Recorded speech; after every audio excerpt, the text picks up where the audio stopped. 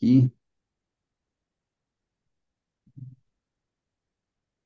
Desliga, peraí, deixa eu ver se aqui. Fique mais. Agora sim. Bom, vamos lá. Nós estamos aqui. Muito boa tarde, André. Nós estamos aqui nesse programa chamado A Virada para bater um papo hoje com um dos maiores líderes da Forever do Brasil, aí uma pessoa que está se destacando muito na América Latina. E eu tenho privilégio, meu primo, né? Assim, a gente já fizemos muita coisa quando criança, na casa dos meus avós, na casa dele, a gente sempre tinham, meus pais sempre tiveram um hábito muito grande de ir visitar seus pais. É um prazer ter você com a gente aqui na tarde de hoje, André. Seja bem-vindo. Prazer é meu, uma honra estar aqui com você. Deixa eu desligar esses trens, não fica apitando. Peraí.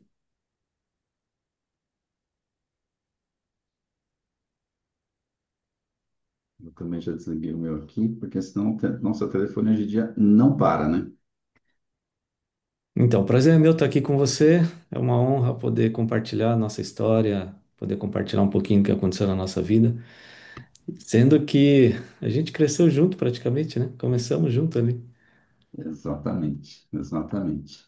Bom, vamos lá. Primeiro, já para a gente aquecer aqui, já vamos. Primeira pergunta. Me diz um pouquinho de onde você veio, né? E o que que esse seu ambiente de infância te moldou para o André que a gente conhece hoje, né? Como é que foi ali sua infância? Como é que foi sua casa e o que que você trouxe para o André de hoje que você carrega até hoje e falou, meu, isso aqui são valores que eu aprendi lá em casa, né?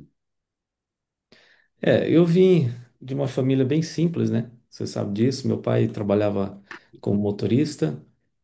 Minha mãe do Chile veio, acho que tinha 18 anos para o Brasil. Começou a trabalhar no banco e depois ela acabou saindo. Teve eu e minha irmã e ficou cuidando dos filhos em casa e meu pai trabalhava fora. Só que o orçamento do meu pai, ele não conseguia nos entregar aquilo que talvez ele esperava. Então ela acabava tendo que ajudar de alguma forma. Ela fazia tricô, blusa para vender. Constantemente eu via ela indo na casa das amigas, tentando vender as blusas. Então isso ajudava no orçamento, né?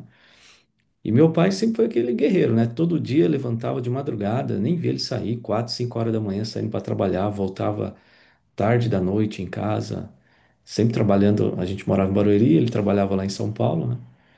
E então ele chegava muito cansado, né? Eu via meu pai praticamente só de final de semana. Teve vezes que ele trabalhou de sábado também, então eu via ele praticamente no domingo. E vendo toda essa dificuldade, vendo como eles tinham dificuldade, né, de quando a gente queria comprar uma coisinha diferente ou outra, quando ia no mercado, né? Eu lembro quando a gente ia no mercado, às vezes minha mãe falava assim, ó, não vai ali não que você tá com a garganta ruim. Era o corredor daqueles gelados, né? Onde ficava os sorvetes, os Danone. Danone. Aí eu falava, não, mãe, eu não tô com a garganta ruim, não. Ela, tá sim, você não pode passar ali. Aí, tadinha, né? Ela não tinha como, naquele momento, poder comprar, né? Na época tinha um Chandelle que eu gostava e era um pouquinho mais caro do que o normal. E eles compravam sempre ali o que podiam, né? Mas sempre nos deu, tanto para mim quanto para meu irmão, assim, o máximo que eles podiam, né? Uma boa educação, aprendi muito sobre sinceridade, honestidade. Meus pais foram uma bênção na minha vida. Agora, nessa parte financeira, eu sempre quis ser rico, acho que por causa disso, né? Vendo a luta deles, vendo o quanto eles se esforçavam. E o quanto o mercado tradicional entregava para eles, eu pensei desde de criança. 6, 7 anos eu falava à minha mãe, eu quero ser rico, eu vou ser rico, eu vou comprar roupa para a senhora, não sei o quê. Ela falava, deixa disso, menino, tá achando que a vida é fácil? Aí, quando eu fui trabalhar na gráfica com 18 anos, aí eu vi que a vida não, não ia ser tão fácil ser rico. E essa é até a minha segunda pergunta para você. Qual que foi a primeira grande dificuldade da sua vida, assim, que você, o André, sentiu? Não com o lado pais, tá? Mas qual foi o primeiro embate que você teve com a vida? Que falou assim, cara, Então, quando eu cheguei lá na gráfica, foi meu primeiro emprego registrado. Eu tinha trabalhado já com ajudando vereador, entregar cartas, essas coisas, mas registrado foi meu primeiro emprego. E eu tocava guitarra na época. Eu treinava muito guitarra. Antes de trabalhar, eu treinava guitarra quase o dia todo. E, e aí eu chego na gráfica, tem um cartaz enorme assim, e aí tinha um símbolo, né? Eu morria de medo de machucar os dedos, né? De ter problema nas mãos e tal. Aí eu chego lá na gráfica, tem um cartaz enorme escrito: Conheça a máquina antes que ela lhe aperte a mão. E tinha a mão do cara dentro da máquina, assim. Um desenho. Eu falei, quase que eu saí correndo dali. Eu falei, não, não vou trabalhar aqui não e tal. Aí o cara chegou em mim e falou, calma, isso aí é só para alertar, para você conhecer a máquina. Aí eu cheguei em casa e falei, pai, eu preciso trabalhar, mas ali vai ser meio complicado, aquele negócio é meio perigoso, aquelas máquinas é meio perigosas. E quando eu cheguei logo no primeiro dia, já me botaram para carregar caixa, empilhar pallet, embalar os pacotes. Cara, eu cheguei com as minhas costas moídas, as costas assim arrebentadas de dor. E eu falei, caramba, esse negócio de trabalhar realmente dá trabalho, né? Não é tão fácil ser rico assim, não. Eu fiquei deitado no sofá, olha, só fazendo um charminho também para ver se minha mãe falava, filha, amanhã você não precisa ir, não. Aí eu fiquei lá, ai, é muito difícil, esse serviço é muito pesado, não sei o quê. Rapaz, eu levei uma bronca dela. Deixa de ser mole, menino, vai trabalhar sim. Olha seu pai a hora que acorda, a hora que levanta, a hora que chega. Falei, tá bom, amanhã eu vou de novo. E aí foi assim, né? Aí fiquei lá 4 anos e meio. Aprendi bastante coisa lá, aprendi com relação a horários, né? Lá era muito rígido com relação a passar cartão. Se você passasse ali o crachá 1 minuto depois, o chefe já estava te chamando para conversar na sala dele. Aprendi muita coisa, né? Mas não, eu logo percebi que não era a vida que eu queria, porque eu olhei a vida dos meus amigos lá, então os caras estavam há 20 anos lá e vivendo numa pindaíba lascada, não conseguiam ter um patrimônio, não conseguiam ter casa própria, tudo que compravam era um financiado. Então eu logo vi, e falei, bom, aqui não vai ser o meu caminho. Só que eu não sabia o que fazer, né? Eu não Sim. tinha muita opção, né? Você se recorda de algum momento que você estava sem dinheiro e queria fazer uma coisa e não pôde fazer por falta de dinheiro? Uma coisa assim Ixi, que marcou? eu namorava com a Vanessa, né? Ah, Hoje minha esposa. E lá tinha um shopping perto de casa. E eu não tinha carro, né? No começo ali do trabalho. Então, eu ia de ônibus, chegava lá. Só que eu ganhava R$ 388 por mês. Depois eu tive um aumento para 430, que é equivalente a um salário mínimo. Eu ajudava em casa, um pouco desse dinheiro era para ajudar em casa, e o restante pagava a conta de telefone, essas coisas. Então me sobrava para passar o mês, sei lá, R$ 50 na época, se fosse hoje uns R$ 150, para eu passar o mês todo. E aí, quando a Vanessa falava, ah, vamos no shopping e tal, a gente pegava e ia lá nesse shopping sábado à noite. Cara, eu ia pedindo a Deus que ela não pedisse, sei lá, que ela não falasse, ó, vamos jantar em algum lugar. Um dia ela falou assim, vamos ali comer um Mac. Eu olhei pra carteira, eu falei, putz, não vai dar, né? Aí eu fiz a conta, né? 2 lanches, 2 batatas, 2 refrigerantes. Ah, não vai dar. Aí eu peguei e falei assim pra ela, que McDonald's o quê? McDonald's faz mal, né? Engorda. Minha mãe faz um cachorro quente da hora. Vamos pra casa, chegar em casa, a gente come um cachorro quente.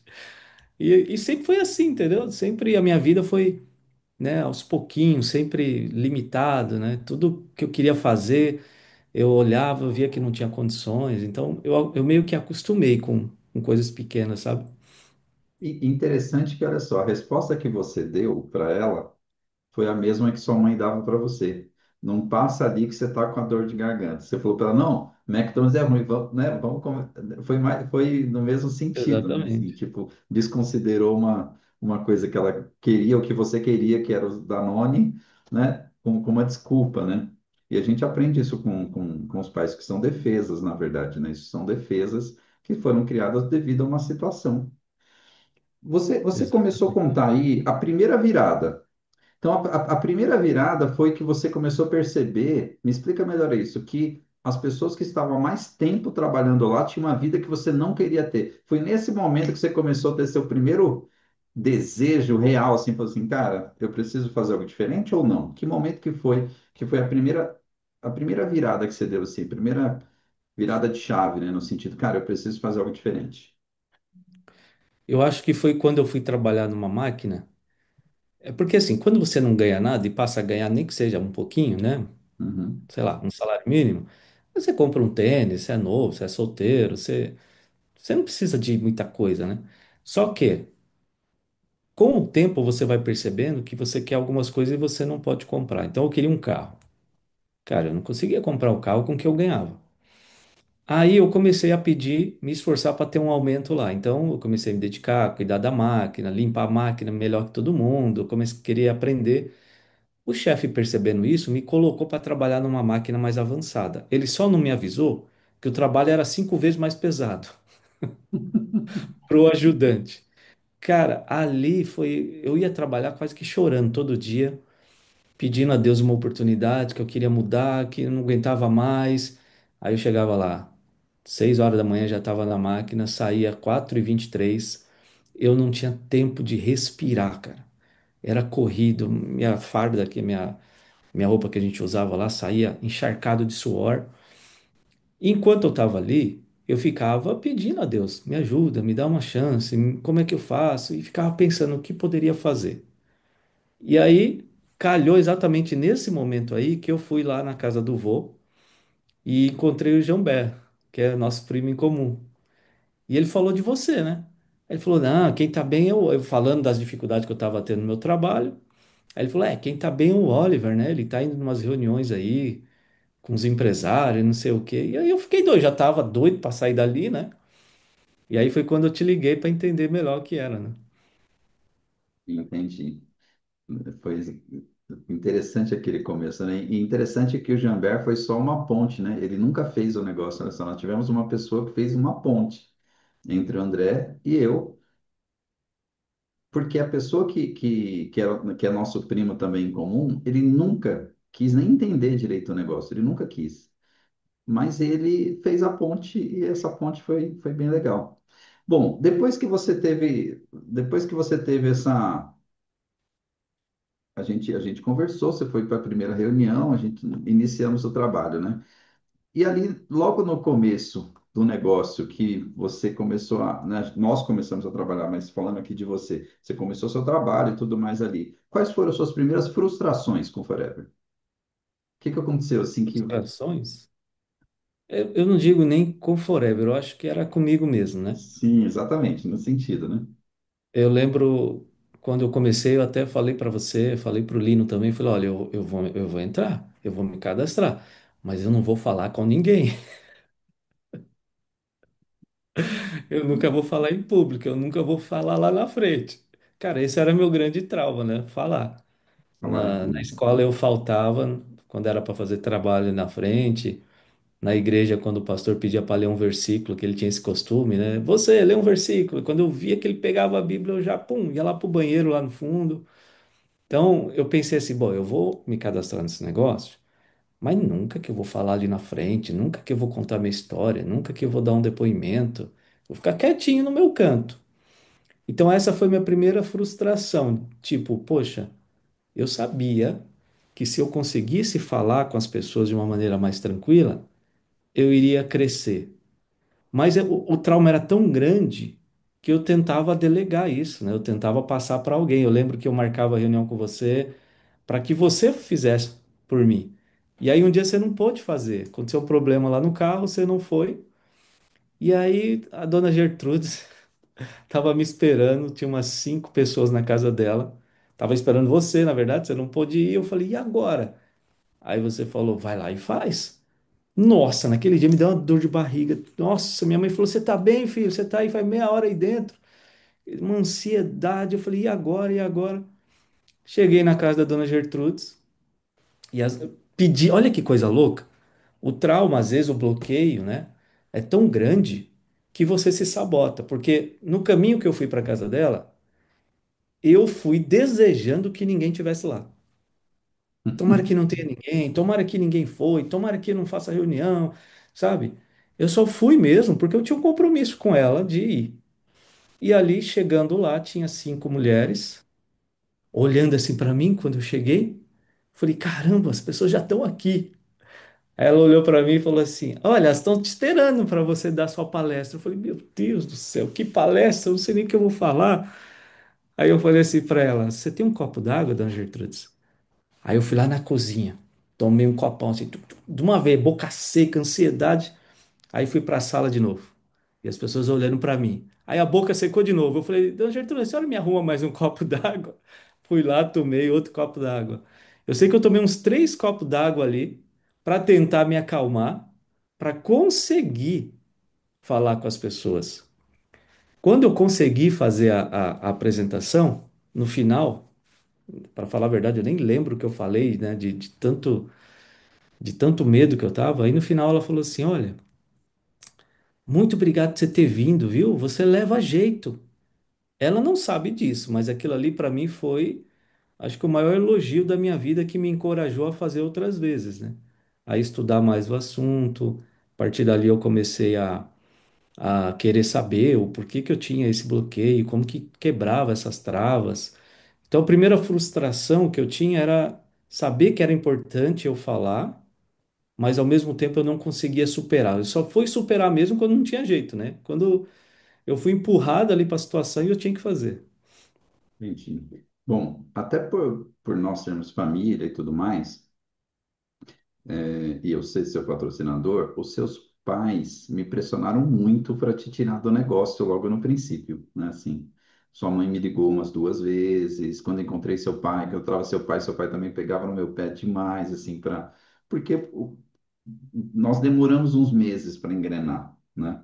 Mas o que eu quero saber, a minha pergunta aqui é, como foi que você venceu essa barreira familiar para persistir no negócio, sendo que sua família foi muito contra no começo? É, assim, tem gente que fala: mas meu marido não apoia, minha esposa não apoia, meus pais não apoiam. No caso, eu, na época, morava com meus pais. Mas não é que eles não apoiam. Eles querem cuidar de nós, eles nos Sim, amam e querem proteger. Então, sim, como é um negócio que eles não conhecem, é natural que tudo que a gente não conheça, a gente fique inseguro. E ali era uma forma de tentar me proteger, porque eu estava muito empenhado em passar na USP para fazer física, né, que é algo que eu sempre gostei de números e tal. Então, ela viu o quanto eu estudava, o quanto eu estava empenhado. Só que, na verdade, quando eu fui para a primeira reunião, e ali eu vi os resultados, eu percebi que eu não queria ser professor de física ou um físico ou um cientista. Eu queria ser rico, na verdade. Então, na minha imagem, se eu fosse um cientista, um professor, eu ia ser rico, mas não era bem assim, né? E aí, quando eu vi os caras mostrando resultados de 5 anos, lembra o Vitor Schoen abrir aqueles relatórios assim?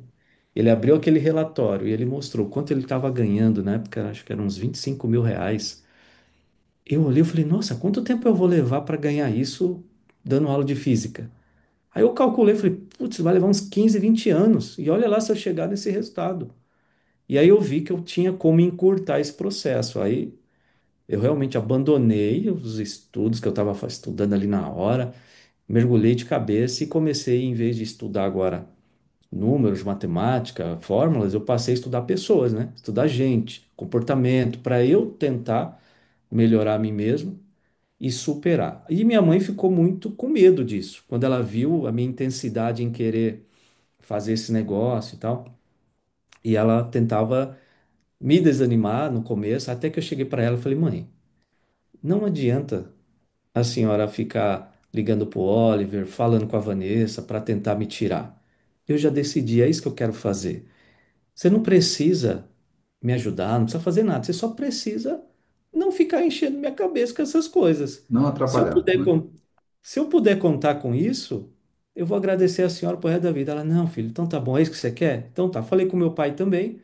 Ele só falou assim: Toma cuidado, né? Essas coisas. Eu falei: Pai, o trabalho que eu conheço é lá na gráfica. O trabalho que o senhor conhece é lá na empresa, trabalhando com transporte. Esses dois trabalhos, a gente já sabe o resultado que é, né? Já sabe o que eles podem nos fornecer. Esse trabalho é novo. Então, se eu quero um novo resultado, eu tenho que fazer esse negócio novo. Ele faz sentido, e tal, mas toma cuidado. Eu falei: Não, fica tranquilo, eu não vou fazer nenhuma loucura, eu estou empenhado, né?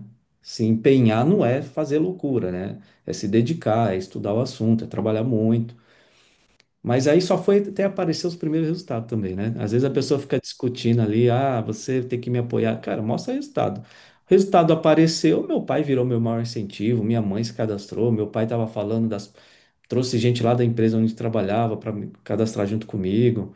Tudo muda quando o resultado vem, né? Legal.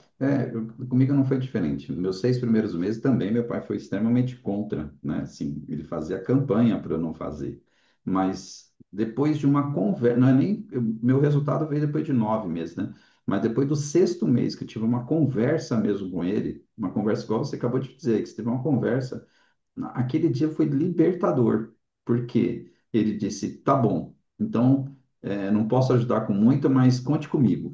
Eu só precisava do conte comigo, né? Quando ele falou conte comigo, foi, tipo, eu era ainda um jovem, né? Morava com os pais também. Quanto tempo você demorou do cadastro até gerente? Qual foi esse tempo de percurso?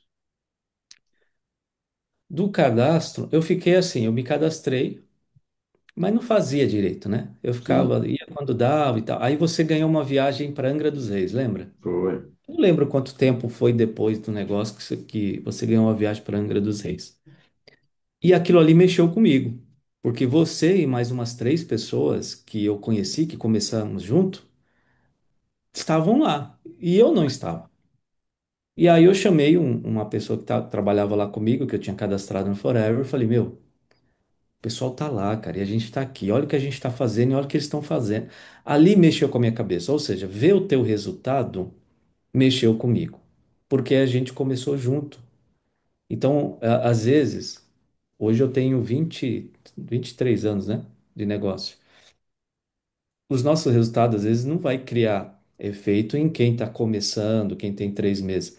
Mas o cara que começou junto lá, os três juntinho, quando um se destaca e o outro não, isso é muito forte. Tipo assim, você sente que você está perdendo mesmo a oportunidade, você está ficando para trás, que a tua vida vai ficar estacionada se você não se mexer. Então, daquela viagem de Angra dos Reis, que eu decidi fazer um trabalho profissional, para frente, deu 8 meses. Aí eu me qualifiquei a gerente. Eu lembro até, eu te falei assim, ó, eu quero fazer um negócio sério. Aí a gente foi lá na Forever, na época tinha uma bolsa verde. Aí você falou, olha, compra esses itens aqui, você tem que ter. E a gente saiu dali e fomos num lugar, se eu não me engano, foi numa clínica de estética, conversar com uma Falou, pessoa e beleza. tal. Foi. Ali foi meu início praticamente, né? Ali é o que eu realmente comecei. Sim. Então, de cadastro deve ter dado o quê? 1 ano e 2 meses, por aí? Creio que sim, é por aí. Mais ou menos 1 ano e 2 meses. Porque eu me qualifiquei com 9 meses, eu me qualifiquei gerente. Com 9. E Angra dos Reis, a Doniara se qualificou. E a Doniara, nós nos cadastramos em fevereiro, a Doniara eu cadastrei ela em junho, mais ou menos, uns 4 meses depois. E eu acho que foi logo no mês que a Doniara já iniciou o negócio e ela se qualificou para Angra dos Reis. Eu lembro de Angra dos Reis porque ela foi a primeira viagem dela também, foi a minha e foi a dela, foi a primeira. Então, deve ter sido aí 1 ano e 2 meses, a 1 ano e 4 meses, mais ou menos, de cadastro, Uhum. que isso é um ponto interessante, né? Que eu acho que a maior parte de nós tem duas datas de entrada. Tem a data que se cadastrou e a data que decidiu fazer, É. né? Acho que com você também foi assim. A data que iniciou, a data que...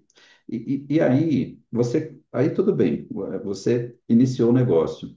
Qual foi, então, você já até me falou a segunda chave aí. A sua segunda chave, então, foi quando você viu pessoas se qualificando para viagem e você não estava indo. Nesse momento, virou uma coisa, virou uma chave aí que falou, cara, eu vou fazer esse negócio. Eu já tinha iniciado, mas agora eu vou fazer este negócio. Então, acho que essa foi sua segunda chave, Entendi.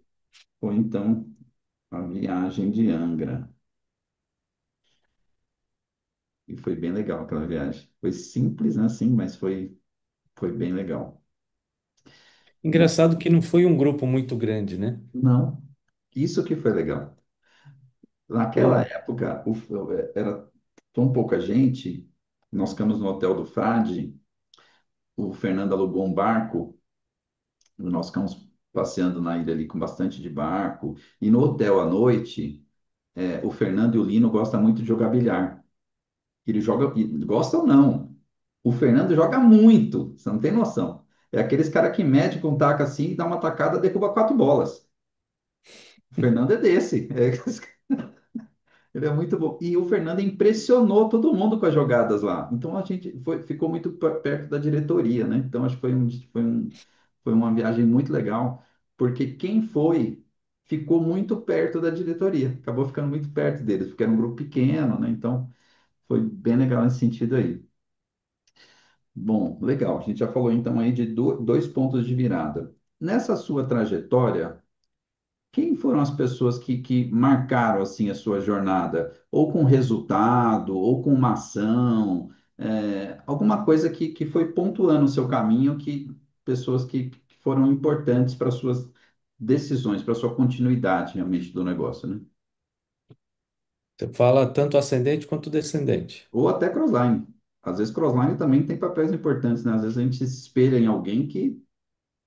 É, a gente vai ser sempre grato a quem nos trouxe a oportunidade. Então, eu agradeço a Deus pela tua vida, por você ter aberto essa oportunidade. Porque para pensar, eu tenho 23 anos e nunca ninguém chegou para mim para falar de Forever de novo, né? Então, talvez eu não escutaria falar de Forever. Eu estaria fazendo qualquer outra coisa. Então, o patrocinador, às vezes a pessoa tem um patrocinador que não faz o negócio. Mas você vai ser eternamente grato a essa pessoa também, porque ela abriu a porta da oportunidade. Quantas pessoas que a gente conhece que são grandes do negócio hoje e veio de um patrocinador que parou? Sim, Muitas pessoas são assim. Então, primeiro de tudo, é sempre o patrocinador. Segundo, a pessoa que te deu todas as orientações ali no começo. E geralmente essa pessoa é o seu gerente, é a pessoa que está acima. E no caso, naquela época, a gente tinha pessoas muito bem preparadas assim com relação ao negócio para nos ensinar, né? A gente tinha o Vitor naquela época, tinha outras pessoas a chamada então crosslines, que já eram safiras e davam ali as direções. Tinha o Lino Barbosa, que mesmo tendo começado um pouco antes de nós na Forever, mas ele já tinha uma experiência grande com marketing de rede com outras empresas. Então, todas essas pessoas foi te dando um caminho do que era certo e errado, do que era bom fazer, do que não era, das habilidades necessárias que você precisava. E aí você vai começando a conseguir ali construir uma rede. E aí vem aparecendo pessoas abaixo de você que às vezes são melhores do que você. E isso te empurra. Eu lembro quando entrou uma pessoa que ela já tinha também experiência com marketing de rede, e ela alavancou a minha rede. Porque eu não tinha experiência, estava começando. E ele já tinha anos. Então, quando ele viu a oportunidade Forever, ele se cadastrou, ele impulsionou a minha rede. Ele me trouxe um gás, um ânimo. E aí, daqui a pouco, eu venho e cadastro uma outra pessoa que já tinha uma experiência grande também com vendas, já tinha uma clientela enorme de outros produtos. o E ali, Eliel, o que que ele fez? Hã? o Eliel, Não, foi o Altamiro. o Altamiro. É, O Altamiro foi um dos primeiros, né? foi bem ali no começo mesmo. E ali expandiu a minha rede assim também. Então eu olhava para eles e eu falava assim, poxa, aquilo que é a minha deficiência, né, que eu nunca trabalhei na área comercial, nunca vendi nada, nunca precisei vender ideia, nem produto, nem serviço. Esses caras aí já sabem fazer isso, então isso vai me impulsionar. Eu acho que essa é a beleza do negócio, sabe? Quando você não se sente capacitado para uma área ou quando você não tem tanta habilidade, você vai acabar encontrando pessoas que têm mais, né? Sim, sim. Você falou do Altamiro, cara. Eu lembro. O Altamiro não tinha dinheiro, ele tinha cheque. Ele queria dar cheque pré-datado para tudo. Segura um cheque meu aí para É, pegar um pouco de produto, né? Ele trabalhava muito com cheque. E naquela época se trabalhava muito com cheque. Hoje nem existe, mas ninguém tem mais cheque, né? Hoje, pouco, né? Tem um talão de cheque, mas guardado que ninguém usa mais. Mas o Altamiro realmente foi uma muito pessoa legal. importante. Eu fiz várias reuniões com o Altamiro. A Fátima, eu acho que foi uma pessoa muito importante na sua Fátima. organização, no princípio. Altamiro, Fátima, Eliel, o Paulo Souza, que é daquela época, o Isael Garcia, que veio depois com muita vontade, o Ismael, depois que ele retorna também. São toda. A Mislene, quando ela apareceu, ela botou um fogo em toda aquela rede ali, sabe? Então, Sim. são pessoas que você nota um brilho diferente logo no começo, né? Sim, a Fátima mesmo, eu acho que é até legal pontuar isso, porque a Fátima foi uma pessoa que fez muito durante muito tempo. Assim, eu comecei com você na casa dela eu pessoalmente fiz muitas reuniões na casa dela, fiz muitas, Na varanda da casa na dela. varanda da casa dela. Aquele quadrinho branco ali que ela arrumava, um Aham. quadrinho branco, Uns terninho, banquinhos de plástico. os banquinhos de plástico, e nós fizemos muitas reuniões ali, mas muitas mesmo. Em algum momento ela desviou do propósito do negócio, mas mesmo assim, o trabalho foi tão bem feito em que vocês encontraram pessoas tão legais que a rede dela acho que é uma das redes mais fortes que você tem até hoje, né? Porque a rede do Piauí não é da rede, É, né? É abaixo dela. é abaixo dela, é. Ela, assim, cada pessoa tem um objetivo na vida, né? O Sim. objetivo dela fosse quando eles conseguissem ter uma vida estável. O primeiro era uma geladeira, né?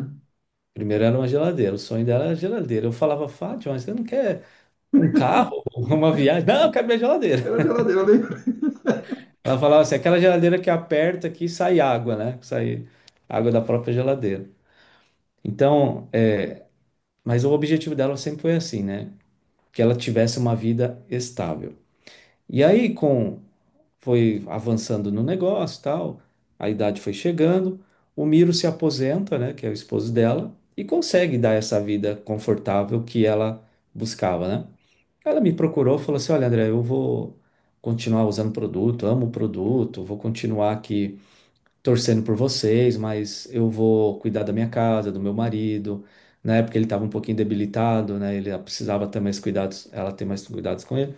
E ela decidiu isso, cara. E até hoje, né, a gente se fala, a gente se teve acho que uns 6 meses, 8 meses atrás, a gente se encontrou, tomou um café e tá feliz da vida com os netos, né, com os netinhos já crescendo. Então, o meu objetivo sempre foi ser rico, mas de outras pessoas às vezes não é, e eu tenho que saber entender isso, não é? As coisas não têm que ser, né, na minha velocidade ou do jeito que eu quero que seja, né? A gente tem que ir no ritmo que a pessoa quer. E até ela, no caso dela, no momento que ela soltou a toalha, ela já tinha construído também com o negócio muita coisa. Ela tinha carro zero, não tinha só geladeira. Ela já tinha carro zero, já tinha É. reformado a casa, já tinha feito um monte de coisas com o dinheiro do negócio. Então chegou um momento que ela falou assim: para mim tá bom, né? Para mim tá bom. Uhum. Legal. E é legal esse entendimento, né? Esse discernimento nosso de saber também entender o lado da pessoa e falar assim, cara, mas eu estou aqui e eu sempre vou continuar aqui, se eu, né? Para continuar, para a amizade, para o negócio continuar, a relação continuar da mesma forma. E Isso é. às vezes, Oliver, não faz nem sentido para nós, né? Porque a gente pensa assim, pô, mas eu não faria isso, mas eu não largaria um pagamento, enfim. Mas o que a pessoa quer é coisa diferente da sua. Então, se eu chego para alguém, a pessoa me oferece chocolate, pô, maravilhoso. Aí tem gente que já fala, não, não, eu não gosto de chocolate. Eu vou olhar e falar, pô, você tem que comer, cara, chocolate é maravilhoso. Não, é maravilhoso para mim. Mas para a pessoa não é, ela gosta de outra coisa. Então eu tenho que saber respeitar mesmo não entendendo, né? Eu tenho que saber respeitar. E eu passei numa prática pela mesma situação com a minha patrocinadora. Minha patrocinadora foi uma pessoa extrema, ela foi uma pessoa, meu, muito importante na minha vida, uma pessoa extremamente importante na minha vida, tanto no negócio quanto fora do negócio, porque a Ivone me ajudou ver o meu potencial. A Ivone me ajudou a enxergar o meu potencial. Ela fez, ela conseguiu fazer isso comigo. Só que ela nunca foi uma pessoa muito de fazer negócio. Todo mundo via a Ivone falando de produto, mas ninguém viu a Ivone até hoje falar de negócio. A Ivone nunca falou de negócio, né? Ela gostava dos produtos. E chegou um momento que ela quis largar a toalha também, né? Mesmo tendo uma rede dessa abaixo tudo, ela resolveu, né? E hoje ela já não está mais entre a gente, ela faleceu há alguns anos. Então, assim, cara, eu acho isso legal no negócio, porque legal no sentido que cada um pode ser quem quiser ser de verdade, né? Sim, as pessoas podem ir até onde elas quiserem ir. E dali para frente, se não quiser ir mais, tudo bem também. Já, putz, né, já viajou tanto, já ganhou tanto, já fez tanto, já brincou tanto, já suou tanto também. Tá bom, né? Chega um momento que a pessoa tem que ter esse direito, né, de soltar o negócio e, se quiser, continuar recebendo para a vida toda, né? O bom do negócio é isso, Uhum. que quem quer pode continuar recebendo a vida inteira, né? Exatamente. Bom, vamos lá. E aí, beleza, o André começou o negócio, patrocinou ali Fátima, o Ismael foi seu primeiro, até na nossa primeira reunião o Ismael foi junto. E aí, É. nesse momento, eu tive ali naquela viagem de Angra dos Reis, de repente, você se despertou e teve aquele novo estalo, né? Aquela nova virada. Mas qual momento você julga no negócio? O que aconteceu que você teve naquela época de gerente a Safira, sabe assim, aquele primeiro arranque, o que você julga que foi importante acontecer? Foi mental? Foi ambiência, devido ao ambiente que você estava dentro, né? Porque o sistema naquela época era extremamente aquecido. Mas o que foi a virada que fez você ir ferozmente para um resultado grande? Porque, né, você teve uma alavancagem muito forte naquela época, né? Você saiu, você até falou nos seus vídeos. Você foi para 54 salários mínimos, né? De 0 a 54 É, salários mínimos. foi assim, lembra um jantar que teve ali na Vento Aragano, em São Paulo? Uma coisa assim, com o diretor Sei. e alguns gerentes. Quem chegasse a gerente e fizesse tantos CCs a mais, ia para esse jantar, alguma coisa assim. E aí, beleza, eu cheguei a gerente, aí depois de uns 4 meses teve esse jantar, porque tinha uma meta, ó, quem chegar a gerente fizer tantos CCs a mais, crescer tantos por cento, vai para o jantar. Ali eu tive consciência de que o que eu estava fazendo era um grande resultado, porque na minha cabeça eu não tinha, simplesmente eu me determinei a fazer todo dia alguma coisa. Aí eu chegava da gráfica, todo dia eu falava com as pessoas, coisa que eu não fazia antes. A partir do momento que eu me decidi fazer isso, eu comecei a pegar um ritmo de trabalho, uma constância no trabalho. E aí eu saí da gráfica depois, e aí isso aumentou, em vez de ser duas, três pessoas que eu falava, passaram a ser cinco, seis, sete pessoas por dia. Eu passava o dia no trânsito, indo de lá para cá, fazendo reuniões, às vezes saía de Barueri, ia lá para a Zona Leste, da Zona Leste para a Zona Sul, falando com gente. Eu não medi esforço mesmo. E a gente viajava muito, né? Você ia para um canto viajando, eu ia para outro. A gente alugava carro, ficava no hotel uma semana, 10 dias, botava a mala lá no, às vezes no porta-mala do carro e ia viajar. Então a gente entrou num ritmo muito grande de produtividade. E sinceramente eu não tinha uma meta assim, sabe? Ah, eu vou fazer tanto CC. Não. Aí naquele jantar, o Fernando, o diretor, pede para eu ficar de pé. Ó, eu queria que vocês aplaudissem aqui que o André fez. Nem lembro quanto CC foi. Era bastante CC lá, né? Fez tantos CCs de não gerente, tal, tal, tal. Aí eu olhei para você assim, e falei, é muito isso? E aí, tipo assim, eu não tinha a menor noção, né? Se aquilo era muito, se era pouco. Aí, nessa mesma época, a gerente do banco vivia atrás de mim, né? Olha, eu sou só gerente do banco e mandava carta, mandava telegrama, mandava tipo um diploma assim, embalado, umas coisas bonitas. E eu corria, né? Eu falava assim, ah, o que esse gerente quer, né? Nunca ninguém me chamou para ir no banco. Aí um dia eu fui, chego lá, a mulher me atende e fala, vamos tomar um café. E eu cismado, ué, café, e banco lá tem café? Pensando, né? Aí me leva para uma sala lá em cima e tinha mesmo uma cafeteria, umas mesinhas para sentar. Aí eu vi lá assim, né? Na época era o Itaú, Unibanco, Uniclass. Eu falei, ué, o que eu tô fazendo aqui? Pensei. Ela chegou e falou, nossa, eu imaginava que você era mais velho e tal. Aí eu falei, por quê? Não, porque o que você tem na conta parado aí, isso é patrimônio de gente que tem tantos anos de idade, né? Não a sua coisa você tem. Aí eu falei pra ela, 22 ou 23 eu tinha na época, né? Aí ela, meu Deus, você não pode deixar esse dinheiro parado na conta, menino, você tem que investir. Aí chamou um consultor de investimento, me explicou algumas coisas que eu não entendi, bolufo. Aí saí com um diploma lá de investidor, né? Primeira vez na vida. Então veja, o que eu estava fazendo, eu não tinha noção. Eu não tinha noção de quanto dinheiro eu tinha, do que fazer com o dinheiro, de quantos planos tinha que fazer para chegar a determinada meta. Eu só entrei num ritmo constante de produtividade. Fechei o olho e comecei a fazer. Então, eu acho que foi isso que aconteceu com a gente, né? Você deu uma dica, ó, muito legal aqui, prática, né? Você disse assim: eu me comprometia todo dia a fazer alguma coisa do meu negócio. Mesmo tendo um trabalho tradicional, você chegava em casa todo dia e você estava comprometido com o seu propósito, né? Com o seu sonho de crescimento. Não, mas eu vou fazer pelo menos uma coisa. do negócio Forever eu vou plantar hoje. Isso é Ah, legal. eu lembrei aqui, tinha uma coisa que eu queria muito. Eu acho que é por isso que eu entrei nesse ritmo tão forte. Eu tinha um carrinho muito ruim, né? Eu tinha um Escort velho, todo amassado. Uma vez eu fui lá no seu escritório em Pirituba, o para-choque caiu, lembra? E o Né? para-choque ficou. Aí a gente amarrou o para-choque ali para trazer o para-choque de volta. O carro era muito ruim. E aí eu queria muito uma Audi A3. Eu queria de qualquer jeito aquele carro. Então eu tirei foto do carro, eu andava com a foto no quebra-sol do Escort ali, a foto da Audi. E eu sabia que eu precisava crescer para conseguir aquele carro. E na época a gente falava muito do To Drive, né? Ganhar o prêmio da Forever. Então eu fiquei alucinado por isso aí. Eu acho que isso fez eu entrar nesse ritmo porque eu pensava o tempo todo nesse carro. E eu lembro que você teve ele, né? A Audi verde, né? Era sua? Foi, era um Audi verde. Verde, verde musgo, assim, verde exército, né? Bem, É. realmente bem bonita. Bom, como é que foi seu foco no princípio? Mais produto ou mais negócio ou equilíbrio? Tô falando lá atrás, tá? Na época a Na gente época da falava muito de construção aí, ó. Na época a gente falava muito de produto, né? Na época a gente era meio que é, fissurado no produto, não que hoje não seja, mas a gente se cadastrava e tinha uma apostila desse tamanho aqui de informação de aloe vera, nem não só de produto, mas do que a planta aloe vera fazia.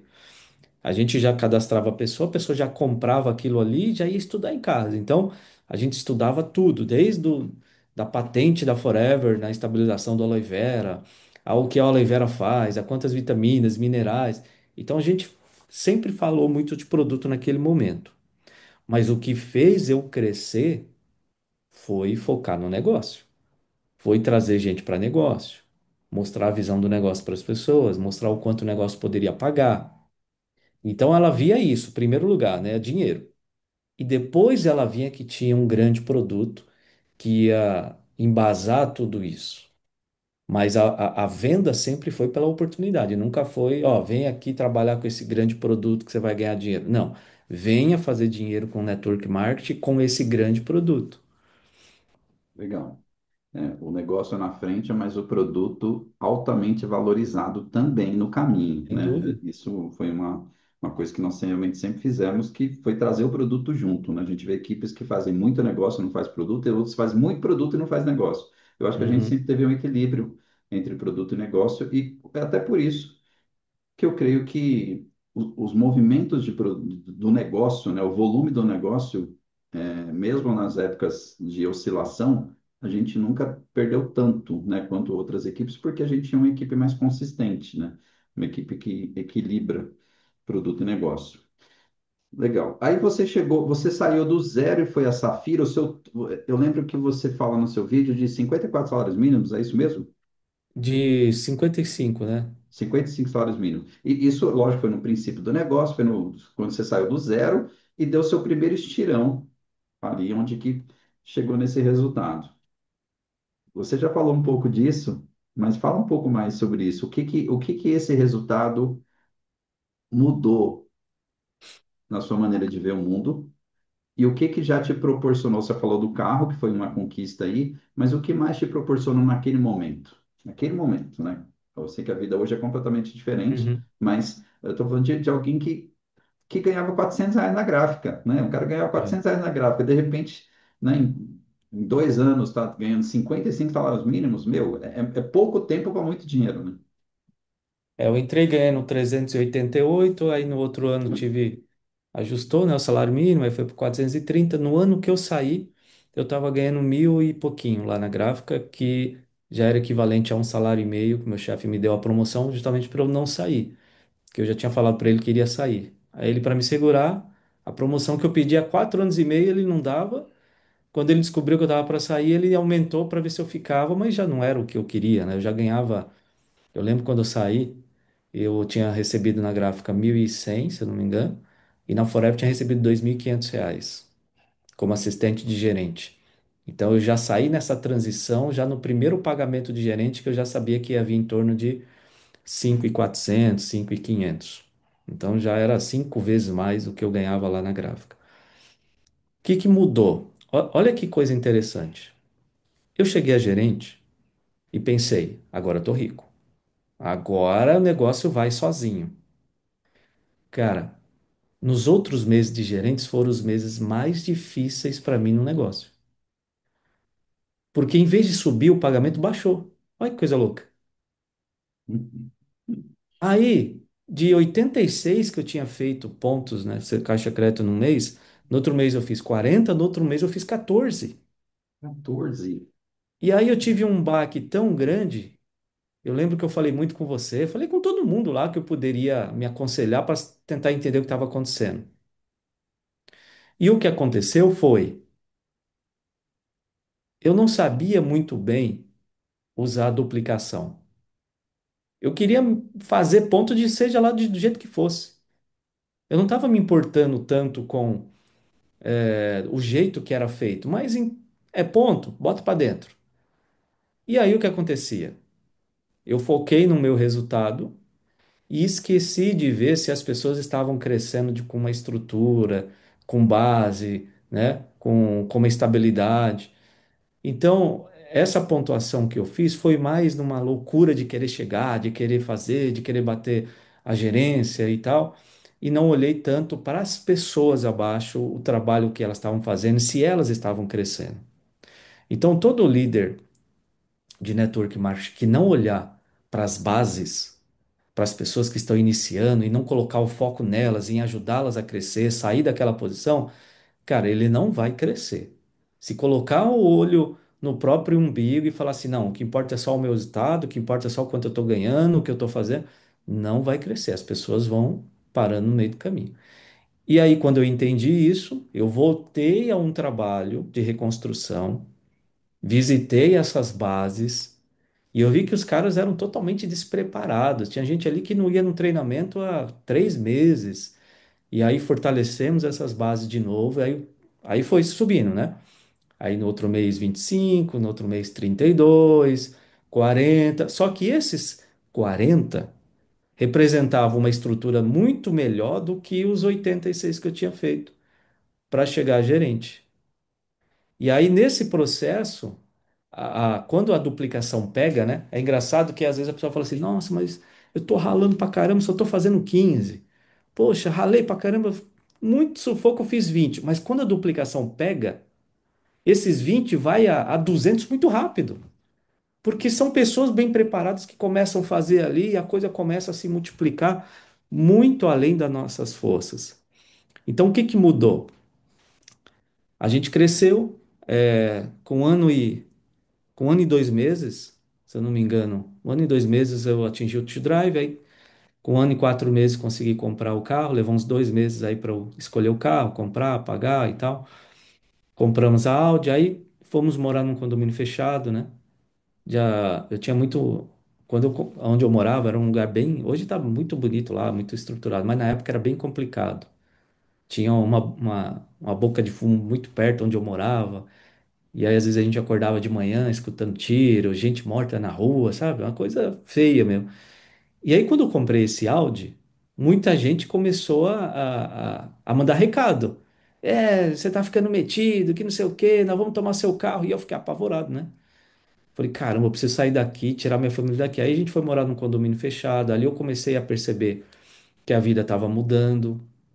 Ali a gente começou a viajar para fora. Fizemos uma primeira viagem para os Estados Unidos, que foi lá para Houston, se eu não me engano. Houston. Em Houston, aí depois compramos outros carros, enfim. Mudou muita coisa, né? Muita coisa. Principalmente no jeito de fazer encarar o trabalho. Então você já saía com mais tranquilidade de casa, tomava um café onde você quisesse, almoçava em qualquer restaurante que você quisesse, sem preocupação de quanto tinha dado a conta. Eu lembro um dia que eu levei, lembro do Moreirinha? Uhum. Já faleceu também. Pessoa incrível. E acho que ele nunca tinha jantado fora num restaurante, nem almoçado. Aí eu fui fazer uma reunião com ele lá na Zona Leste, né? Aí paramos assim numa churrascaria. Aí ele entrou e falou assim: André, mas assim, eu sei que você quer me levar para comer fora e tal, mas aqui é muito chique. Aí eu falei assim: não, Moreira, você merece, vamos almoçar, fique em paz. Aí veio uma menina assim, levou ele na mesa, ele olhava assim a menina: oh, obrigado. colocou aqui o guardanapo, tal, recepcionou ele ali, né? Aí veio o dono da churrascaria com uma saladinha assim. Olha, isso aqui é salada receita da minha mãe. Se não gostar, não paga a conta. Eu sou o dono aqui da churrascaria. É um prazer ter você aqui, falando para ele assim, né? Ele, tá. Aí botou no prato dele, uma delícia. Aí fomos pagar a conta. Ele ficou, André, eu tô preocupado. Na época deu lá R$ 520. Eu tô falando isso em 2004, 2005, né? E aí, cara, ele se emocionou. Eu falei, Moreira, é isso aqui que o negócio proporciona pra gente. É você poder viver melhor, ter um estilo de vida. Cara, e aquilo foi tão poderoso na mente dele, na cabeça dele, que ele falava isso para todo mundo, que ele queria ter aquela vida, que ele queria poder jantar fora, almoçar fora. Então, às vezes, não é um carro, uma casa, é só o seu jeito de viver diferente, de não precisar levantar todo dia aquele horário que você levantava de madrugada para ir trabalhar, já muda tudo, né? Vamos falar agora, para a gente até indo caminhando para a última parte, né, do seu negócio. Teve uma fase que a virada de chave foi contrária, né? Que, o que que aconteceu na sua vida que você teve momentos que não esteve tão focado? Foi na construção da casa? Foi porque já estava bem financeiramente? Qual que é os pontos que às vezes as pessoas têm que tomar cuidado numa subida de crescimento, que às vezes a gente se distrai, não é? O que que você vê na sua trajetória? Ele fala assim, poxa, hoje eu não sei se você faria diferente ou não, ou se faria, mas qual que é o ponto de atenção nesse caminho aí? Eu falei essa semana para Paula, lá no podcast que a gente gravou, Hum, para Forever, e eu falei justamente sobre isso, né? Eu tive três fases no negócio. A primeira foi essa fase de eu quero ser rico e de alta intensidade para construir um negócio. Segunda fase, a fase da acomodação, porque você já acomodação. comprou o carro que você queria, você já comprou a casa que você queria, construiu a casa que você queria, você já viajou para lugar que você nem imaginou que iria. Então, meio que, se você não continuar tendo algum motivo, você perde o propósito da coisa, perde aquela intensidade. E ali de 2012 a 2019, eu fiquei aparecendo nos eventos, e aí, gente, oi, tá. Mas não tinha intensidade nenhuma, não tinha empenho, não tinha motivação para construir nada, né? Até que em 2019, uma pessoa veio falar comigo, que é o Flávio, que você conhece, lá na reunião na segunda-feira. Ele veio chorando, ele e a esposa, dizendo que ele tinha ido procurar emprego. Aí eu falei, pô, mas o que que aconteceu? Ele, não, a minha filhinha vai ter que sair da escola, que a gente não tem condição e tal. E ele estava muito ruim financeiramente, né?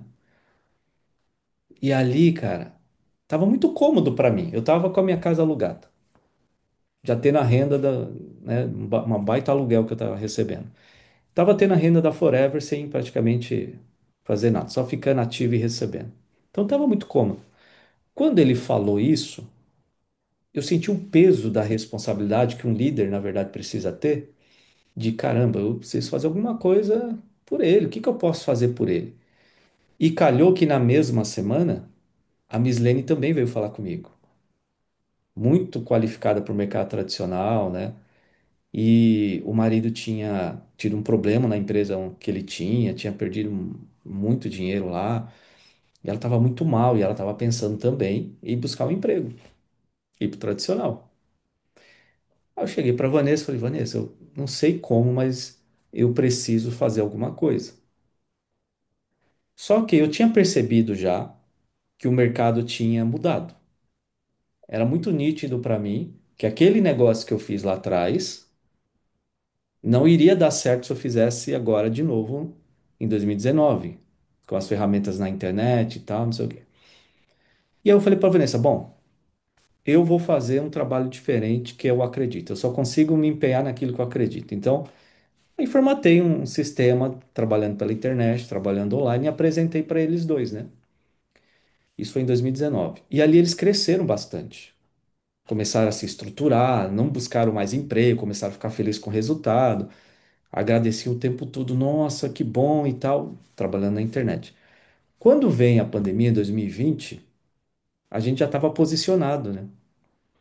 Então, enquanto muitos acabaram tendo dificuldades, porque acabou a reunião presencial, não podia mais se encontrar, não tinha reunião nas casas, só que a gente já sabia fazer na internet. Então a gente cresceu muito, as pessoas começaram a crescer, outros foram vendo o resultado e começaram a querer saber como é que faz, como é que sei o quê, como é que vocês se posicionaram, como é que trabalha. Então essa foi a minha terceira fase. Eu me aproximar novamente das pessoas que eu quase não tinha mais contato, só se falava em eventos, para realmente grudar na mão deles e fazer o que o líder precisa fazer, né? Vamos junto, o que que você precisa? Vamos trabalhar junto aqui, vamos formar um time. E ali começar a estruturar um trabalho novamente, né? Muito legal isso, muito legal mesmo.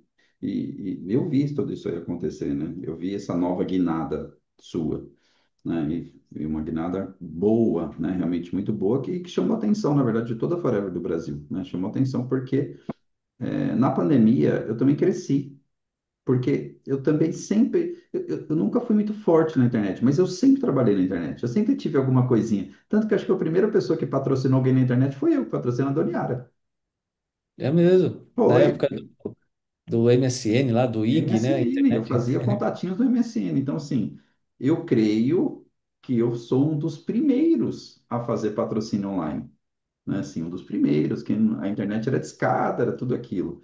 E eu vi essa guinada sua e realmente foi legal. E você criou uma base muito consistente, né? Os anos mostram que a base que você construiu foi uma base muito consistente com essas pessoas aí. E você conseguiu até, inclusive, reativar líderes do passado que já estavam cansados do modelo antigo e se enxergaram novamente no novo modelo de trabalho, né? Isso foi bem legal. Muito bom. Bom, caminhando para o final aqui, André, o que eu queria saber aqui,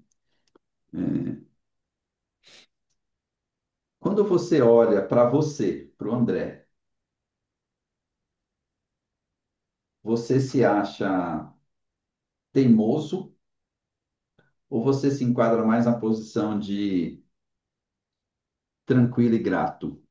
Como é que você olhando para você, como é que você falou, não, eu tô tranquilo, sou grato. Não, eu sou teimoso e no sentido de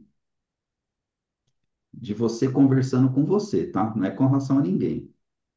É você com você. Como é que o André olha para o André? Cara, sou grato pelo que eu fiz ou não ainda tipo assim, não, ainda não tá bom, sou teimoso e vamos para frente. Como é que tá a O visão que do explica André? melhor o que seria esse teimoso? Teimoso no sentido de persistente, sabe? De persistente, de tipo assim, de ainda não, tipo assim, ainda tem muito caldo para tirar dessa cana ainda. É, eu sou muito intenso quando eu falo que eu vou fazer alguma coisa. É difícil, eu demoro para decidir alguma coisa, sabe? Porque eu sei que quando eu decido fazer alguma coisa, a intensidade é grande e às vezes essa intensidade acaba afetando outras áreas.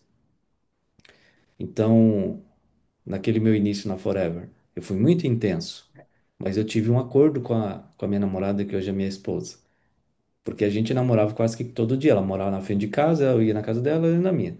E como eu estava muito intenso, a gente passou a ver uma vez por semana. Aí você fala, pô, mas morava nas. Quer, mas eu saía de madrugada para trabalhar na Grave e chegava de madrugada em casa. Muita intensidade. Então, quando eu falo assim, pô, preciso fazer algo, é necessário fazer algo, eu sei que vai vir uma intensidade. Eu sei disso. Então, eu sou persistente nesse sentido. Agora, se eu vejo, se eu não consigo ver uma necessidade, se eu não consigo ver um motivo real, um motivo verdadeiro, eu fico meio que igual eu fiquei naquela fase lá, né? Tá tranquilo, tá bom, vamos passear, vamos viajar. Hoje, para o momento que eu tenho vivido, eu sinto, eu acho que o que me motivou é ver que eu poderia ser importante para as pessoas, coisa que eu tinha perdido, né? Tipo assim, Entendi. no começo era eu ficar rico e pronto. Sim, Não estava muito me preocupando o quanto as pessoas realmente estavam ricas, estavam melhores. Nessa outra fase agora, o que justamente me tirou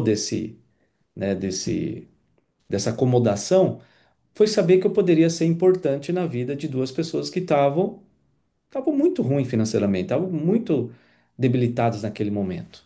E aí, vendo isso, que eu poderia ser importante, acabou me trazendo um novo oxigênio para mim, né?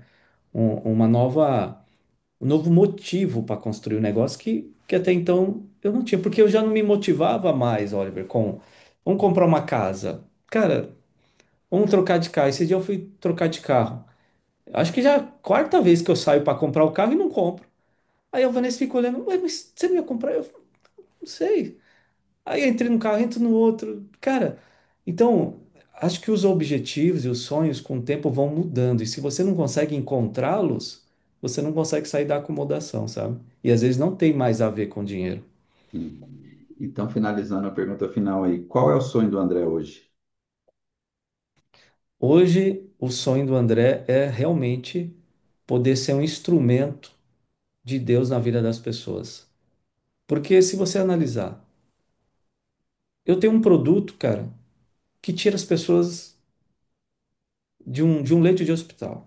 Uhum. Então eu posso ser um agente de transformação na vida dessa pessoa que vai me agradecer o resto da vida. Resolvido. Eu tenho um negócio financeiro que a pessoa que está com cartão de crédito estourado, endividado, se divorciando porque não tem condições financeiras, ou simplesmente deixando um filho passar necessidade porque não tem condição financeira, ou simplesmente perdendo a casa. E eu posso dizer para ela, se ela fizer um trabalho estruturado, ela nunca mais vai passar por isso. Então eu também posso ser um agente de transformação nessa vida financeira dessa pessoa. E aí, quando você passa a ter essa representatividade na vida das pessoas, as pessoas te reconhecem, falam assim: pô, você foi importante para mim, você teve importância na minha vida, você me ajudou nesse momento. Então, eu acho que é isso que faz eu levantar e pensar em construir, em continuar. Porque se fosse pelo dinheiro, eu acho que eu não Uhum. estaria empenhado, não. Porque eu Reconhecido. reconheço, tem gente que tem o sonho de chegar a 1 bilhão, né? Acumular milhões, acumular casas, construir não sei o quê. E tá tudo bem, cara. Tá tudo Sim, bem, tá tudo certo. Mas se eu não encontrar realmente o meu botãozinho ali que faz eu me mexer, não adianta eu sonhar com o sonho dos outros, né? com certeza. Com certeza. Hoje, na sua operação de negócio, o online representa quantos por cento da sua ação, tá? 100%?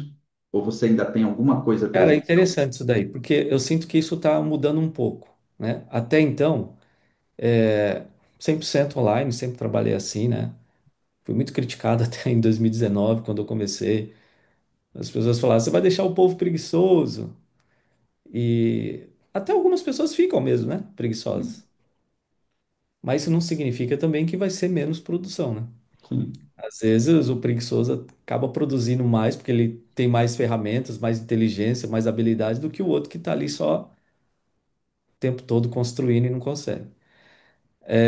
Hoje eu fiz um evento agora, semana passada, no presencial.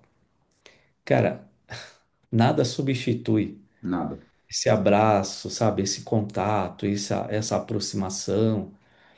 Então, eu estou acreditando muito num modelo que, de alguma maneira, tenha um presencial também, sabe? Híbrido, né? Híbrido. Não sei ainda mensurar quantos por cento de cada o que seria o ideal, mas eu falei para a Vanessa, falei para alguns líderes, eu falei, cara, isso aqui a gente tem que ter mais vezes, porque a gente só se vê pela câmera, né? Uhum. Uma vez no ano se encontram, mas é pouco, né? Precisava ter mais. Sim. Cara, fantástico, muito bom o bate-papo, gostei muito. Relembrei várias coisas aqui falando com você, né? Porque, querendo ou não, eu participo disso há 23 anos também, né? Então, eu relembrei de pessoas, relembrei de fatos da sua história, e foi muito legal mesmo. E eu creio que esse seu sonho, né, esse motivo de agora, esse reconhecimento, de poder tocar na vida das pessoas e tudo mais, eu creio que você já está atingindo e creio que vai atingir muito mais, né? Porque num caminho de escalar, né? De escalar o negócio, de escalar os resultados de mais gente, e acho que está indo super bem. Quero te parabenizar pelo trabalho que você tem feito, tem realmente inspirado muita gente, né? E tem conseguido gerar mudança substancial na vida das pessoas que estão trabalhando com você, que compraram a ideia junto contigo ali de reformatar o sistema, como você falou, em 2019, você reformatou o sistema, você criou algo, reformatou não, você criou algo novo, né? Criou algo novo, um modelo diferente, e de lá para cá você vem construindo isso, né, com um grupo. Eu acho isso bem legal e eu sou muito, muito grato, tá, por isso também. Sou grato a Deus por ter me dado a oportunidade, da vida, grato a Deus por ter a oportunidade do negócio e grato por ter você também na organização, né, faz parte do nosso negócio. Eu acho que de alguma maneira eu toquei na sua vida, porque, como você disse, talvez você não conheceria o negócio ou se conhecesse o negócio, talvez não conheceria numa época que foi tão brilhante quanto aquela época que a gente iniciou, que foi uma época importante, acho, para muita gente, né? Teve gente que talvez conheceu depois e não conseguiu pegar a vibe que a gente pegou né? Aquela vibe junto ali de alavancagem. Eu não sei se você fazia consciente ou inconsciente, mas tinha uma coisa que eu acho que eu teria parado se eu não visse isso em você na época. Eu não sabia os perrengues que você estava passando. Eu não sabia os problemas que você estava tendo lá na metalúrgica, não sabia os problemas pessoais. E, cara, eu vi um brilho em você, uma motivação, uma alegria, que eu chegava, eu sempre fui carrancudo, eu sempre fui bravo, eu sempre fui irritado, né? Então, eu olhava o jeito de você tocar a vida e falava assim, caramba, eu preciso ser mais parecido com isso aí, né? Com o Oliver, ele é muito feliz, ele é muito alegre. E depois de um tempo você falou os problemas que você estava vivendo e o como você superou. E aí, cara, eu fico imaginando a quantidade de gente que desiste, porque o outro que está com ele, ou que o ascendente dele está passando por um problema, e não sabe conduzir o negócio com vivendo um problema. Ele meio que se afunda no problema, se Joga no abate, ventilador. destrói tudo que está ao redor.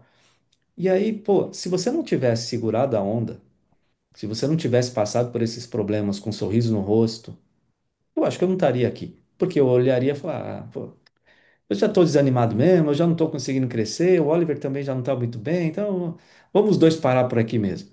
Mas não, você tocou o negócio, em nenhum momento eu percebi os perrengues, em nenhum momento eu percebi os problemas pessoais, e eu simplesmente acreditava que a gente junto poderia construir grandeza, poderia construir riqueza, poderia construir prosperidade. Então, é muito importante lembrar disso, principalmente para quem está fazendo um negócio hoje. Assim, os problemas não vão parar, né? Os problemas não vão acabar. A questão é, você consegue continuar fazendo o que precisa, independente se tem problema ou não? Eu vou te dar um número que eu acho legal, talvez você pedir para a Cristina, talvez você vai ter um número parecido com isso daí. A Cristina Amada que me passou. Eu recebi mais de R$ 1 milhão em bônus de Forever to Drive. Como é que faz isso? Tem que mandar para ela? Eu mandei um e-mail para ela perguntando, eu falei, Cris, quanto eu recebi do Forever to Drive? Ela puxou o Ah, sistema legal, e me mandou o número em dólar do Forever to Drive. Ela manda em dólar. Mais de legal. R$ 1 milhão. Isso é legal, que às vezes dá para usar esse número, né? Sim. Ufa, foi mais de 1 milhão só em bônus de carro. Nossa. Se a E, gente fosse mensurar, né? E em viagens, quanto foi que a Forever nos pagou em... cara, dinheiro demais, dinheiro demais, dinheiro demais, dinheiro demais, dinheiro Nossa. demais, dinheiro demais. Muito dinheiro, muita realização, muitas coisas você já conquistou. Hoje você mora na casa do seu sonho, já teve trocentos carros, quantas viagens, tudo que você já proporcionou. E eu acho que uma das coisas mais legais que acontece comigo e eu vejo que acontece com você exatamente igual. Talvez só nós dois temos isso no negócio, que nossos filhos só nos viram fazendo isso até hoje. É mesmo.